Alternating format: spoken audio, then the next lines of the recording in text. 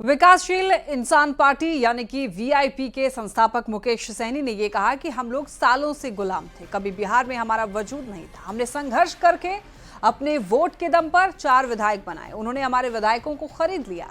लोकतंत्र में विधायक खरीदना सही बात नहीं है। उन्होंने हमारे विधायक खरीद कर हमें सरकार से बाहर कर दिया। हमने संकल्प लिया है कि 4 विधायक की जगह 40 विधायक बनाएंगे और जिन्होंने हमसे 4 विधायक छीने उनसे 40 छीनकर बिहार में अपनी सरकार बनाएंगे।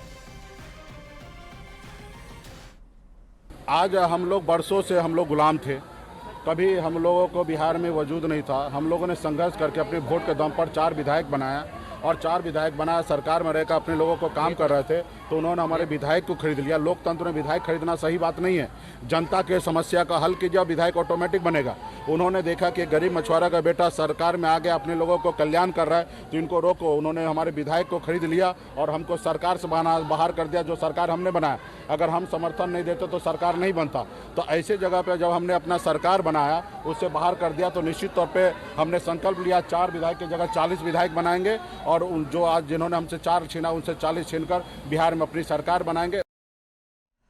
मुकेश सहनी के इस बार 40 विधायक जीतकर बीजेपी से 4 विधायकों का बदला लेने के दावे पर सियासत तेज है। बीजेपी और जेडीयू ने मुकेश सहनी पर पलटवार किया है तो आरजेडी कांग्रेस बीजेपी पर निशाना साध रही है।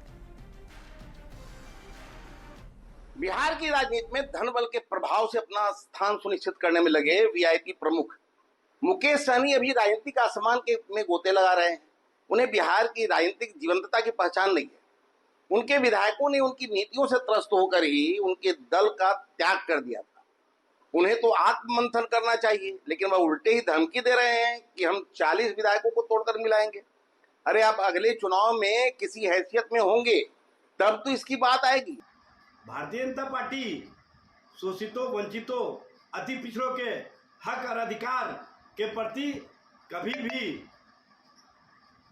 उनके लिए उनको न्याय मिले इसके प्रति गंभीर नहीं रही है। और जब जब अति पिछड़ा समाज ने राजनीतिक भागीदारी और राजनीतिक हिस्सेदारी अपने संघर्ष और आंदोलन के बल पर तय किया है, उसके मनोबल को तोड़ने का भारतीय जनता पार्टी के द्वारा प्रयास किया जाता है।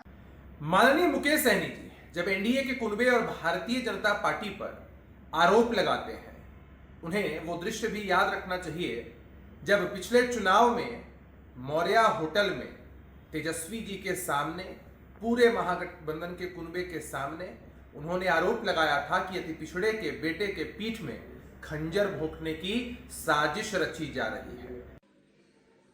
भारतीय जनता पार्टी सत्ता में आने के लिए, सत्ता में बने रहने के लिए किसी हद तक जाती है। न उनका नियम है न नीति है। बस किसी तरह से एमएलए को, एमपी को खरीद के, तोड़ कर, उन पे केस लाद कर, उनको डरा कर, धमका कर, ये उनका तरीका है। लोगों के एमएलए, एमपी को हथियार लेना और सत्ता में आ जाना, ये कोई नई बात नहीं है।